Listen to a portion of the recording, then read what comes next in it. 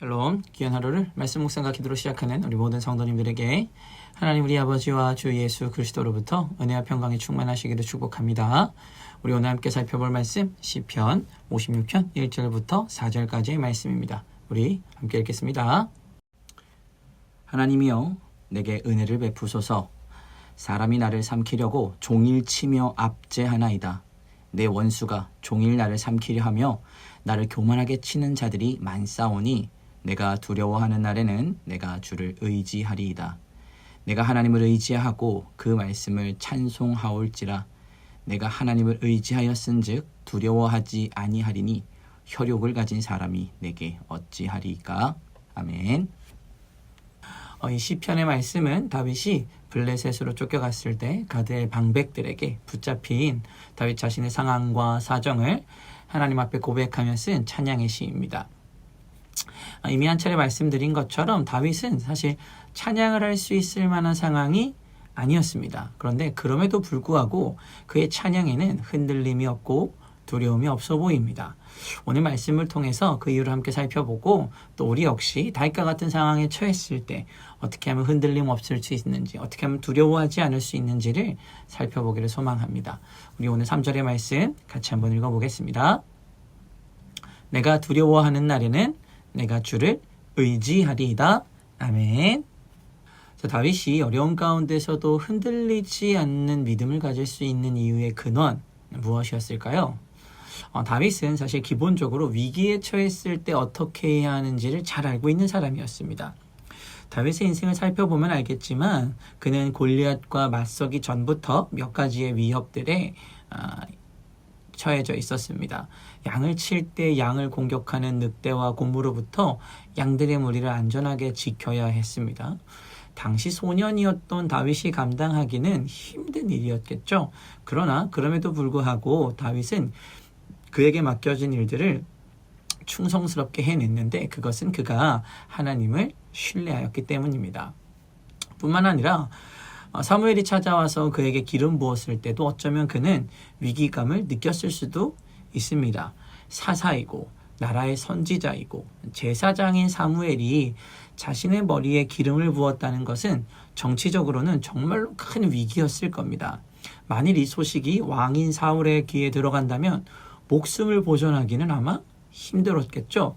그러나 다윗은 기름 부음 받는 그 과정에 어떠한 반발이나 의견 없이 하나님의 뜻에 겸허히 자신의 삶을 올려드리는 모습을 보여주고 있는데요. 우리 사무엘상 16장 13절 말씀 같이 한번 읽어보겠습니다. 사무엘이 기름불 병을 가져다가 그의 형제 중에서 그에게 부었더니 이날 이후로 다윗이 여호와의 영에 크게 감동되니라. 사무엘이 떠나서 라마로 가니라. 아멘. 다윗은 어떤 정치적 상황이나 가족 내에 있을 갈등에 대해서 깊이 생각하지 않았습니다. 특별히 이런 일이 가족 내에서는 큰 문제가 되었을 겁니다. 가장 막내가 그것도 형들을 제치고 기름 부음을 받았다라는 것, 이건 엄청난 시기와 질투의 대상이 되는 일이었을 겁니다. 다윗도 이 생각이 머리에 없지 않았을 겁니다. 그러나 만일 다윗이 하나님을 의지하고 하나님의 뜻을 구하는 일보다 자신의 생각이 앞서 있었다면 형제 중에서 자신에게 기름을 부으려고 할 때 완강하게 반대했을 겁니다. 형님들 있는데 제가 감히 어떻게 형들을 제치고 기름 부음을 받을 수 있겠습니까? 아마 이렇게 얘기했겠죠. 그러나 그런 이야기 없이 다윗은 아무런 반응 없이 기름 부음에 순종하는 모습을 보이고 있습니다. 그리고는 하나님의 영에 크게 감동하죠. 이것이 다윗의 믿음의 영역이었습니다. 그는 하나님의 일이라면, 하나님의 뜻이라면 주저하지 않고 하나님을 의지하던 사람이었습니다. 골리앗을 죽이러 갈 때도 그랬습니다. 주저함 없이 돌멩이를 들고 골리앗에게 나아갔습니다. 그는 하나님을 이미 의지하는 사람이었고 하나님의 영에 크게 감동된 상태였기 때문에 하나님께서 자신을 반드시 도와주실 것이라는 확고한 믿음과 신뢰가 있었던 것입니다. 그렇기에 두려움 없이 골리앗에게 나아갔죠. 골리앗을 죽인 이후 사울의 질투를 받아 이스라엘 땅에 거할 곳이 없게 된 상황. 그래서 블레셋 땅으로 숨어들어야 하는 목숨이 경각에 달린 상황. 보통 이런 상황쯤 되면 두려워하는 것이 인지상정이고 하나님을 원망하는 것이 마땅할 것입니다. 그러나 다윗은 오히려 하나님을 찬양합니다. 내가 두려워할 만한 상황이 왔어? 그럼 나 하나님 의지하면 돼. 이게 다윗의 태도이며 모습인 것입니다. 다윗의 인생 속에 두려움이 찾아왔던 순간은 많았습니다. 그러나 그때마다 다윗의 태도는 하나님을 의지함이라는 일관적인 태도의 모습을 보여주고 있는 것입니다. 우리 오늘 본문의 말씀 다시 한번 같이 읽어보겠습니다. 내가 두려워하는 날에는 주를 의지하리이다. 아멘. 자, 오늘 이 말씀, 내게 주시는 말씀을 믿고 순종하는 성도 어떻게 해야 할까요? 우리 함께 읽겠습니다. 어려움 가운데에도 일하시는 하나님을 의지합시다. 한 번 더. 어려움 가운데에도 일하시는 하나님을 의지합시다. 다윗의 어려움은 우리가 감히 상상하기도 어려운 상황이었을 것입니다.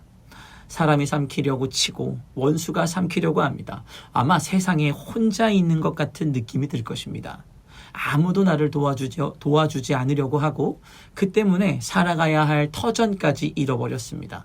그에게는 이제 아무것도 남지 않고 그에게 남은 것은 원수의 목전으로 가는 것만이 남아 있습니다. 이런 상황 속에서도 그는 평안하였습니다. 그는 하나님이 그를 이끌어 가신다는 것을 알고 있었기 때문입니다.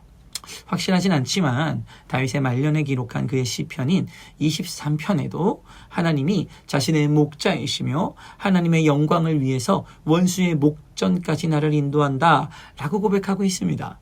다윗은 이런 일련의 과정들을 통해서 하나님께서 일하고 계시다는 것을 고백하고 있는 것입니다. 그리고 지금도 다윗은 그 사실을 믿고 있습니다. 사랑하는 성도 여러분, 우리의 삶의 터전이 사라져버리는 순간에도, 내가 있어야 할 곳에서 쫓겨나는 순간에도, 어쩌면 내가 할 수 있는 것이 아무것도 없는 순간에도 확실한 것은 하나님은 일하고 계시다는 것입니다. 내가 손을 놓고 있는 그때에도 하나님은 일하셔서 우리를 인도해 나가고 계시다는 사실을 우리는 기억해야 합니다. 우리 고린도후서 4장 8절과 9절 같이 한번 읽어보겠습니다. 우리가 사방으로 우겨쌈을 당하여도 쌓이지 아니하며 답답한 일을 당하여도 낙심하지 아니하며 박해를 받아도 버림받지 아니하며 거꾸러뜨림을 당하여도 망하지 아니하고. 아멘. 세상이 우리를 어떻게 하려고 하는 순간, 어떤 순간에도 우리는 낙심하지 않고 망하지 않을 것입니다. 왜냐하면 주께서 일하고 계시기 때문입니다. 오늘 이 아침 하나님의 일하심을 경험하고 의지하는 복되고 귀한 시간 되시기를 축복합니다. 우리 함께 기도하겠습니다. 사랑의 하나님, 오늘도 두려움 가운데에 하나님을 의지하는 백성은 두려워하지 않아도 된다는 믿음의 말씀을 허락하여 주시니 감사합니다. 이 말씀을 통하여 한 주간 살아갈 힘, 또 오늘 하루를 살아갈 힘을 얻게 하여 주시옵소서. 하나님, 우리는 때론 우리의 삶의 터전이 사라질까 하여, 우리의 인생이 사라질까 하여 두려워합니다. 그리고 하나님을 의지하지 않고 내가 두려워하는 것들을 의지하는 모습들을 보일 때도 있습니다.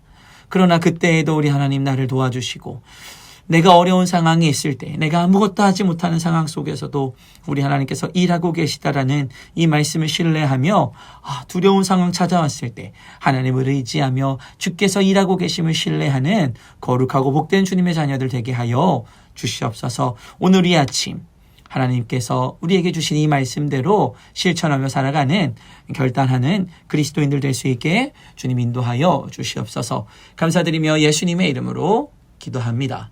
아멘. 우리 시간 함께 기도할 도구기도 제목은 울산의 군인 교회들을 위해서 기도하겠습니다. 첫 번째로 군인 교회들과 사역들을 위해서 기도하실 때 울산에 있는 8개 부대의 군인 교회들이 주님의 몸인 교회로 잘 세워지고 부대를 하나님의 나라로 확장하는 귀한 사명을 잘 감당할 수 있도록, 그리고 제자 삼으라는 주님의 명령을 따라 지속적으로 장병들에게 복음을 전하여 전도하고 제자 삼는 양육사역을 잘 감당할 수 있도록 함께 기도하겠습니다.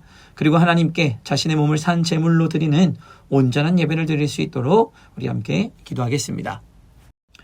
두 번째로 군인교회 사역하시는 사역자들과 군종병들을 위해 기도하겠습니다. 127여단 본부 임반우일교회, 1대대 성군교회, 방공이중대 은창교회, 2대대 충무교회, 밝은빛 등대교회, 3대대 호산나교회, 한마음교회, 19 해안감시 기동대대 주사랑교회, 127 레이더기지 바다교회, 서남소초 간절곶 등대교회에서 목사님과 동역하는 군종병들 사명감을 가지고 최선을 다해 사역할 수 있도록 우리 함께 기도하겠습니다. 이 시간 마지막으로 교회를 위하여 기도하실 때 육신의 질병으로 치료 중에 있는 식구들과 생활에 어려움을 겪고 있는 식구들과 군 복무 중인 형제들과 타 지역에서 머물고 있는 교회 식구들과 학업 중에 있는 청년들을 위해 기도하시고 각자 기도 제목 가지고 함께 기도하도록 하겠습니다. 우리 함께 기도하겠습니다.